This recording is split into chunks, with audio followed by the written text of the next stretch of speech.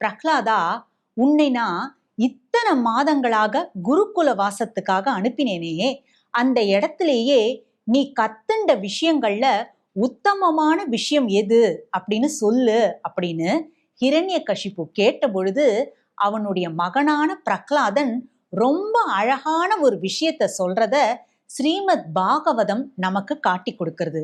அது என்ன அப்படின்னா, அப்பா, நான் கத்துண்டதுலேயே மிகவும் உத்தமமான விஷயம் என்ன தெரியுமா? அது நவவித பக்தி, அதாவது 9 வகையான பக்தி. ஸ்ரவணம், அதாவது கேட்பது.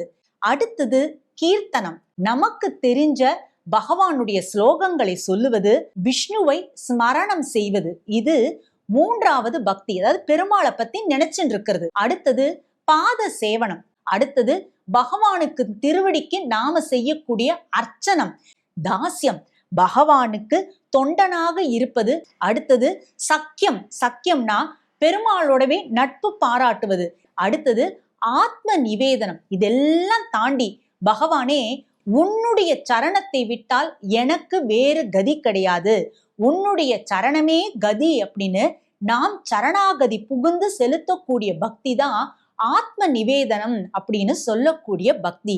இந்த 9 விதமான பக்தியை தான் நவவித பக்தி, உத்தமமான விஷயம் அப்படின்னு பிரகலாதன் அன்னைக்கு தன்னுடைய தந்தையான ஹிரண்யகசிபு கிட்ட பகிர்ந்துட்டான்.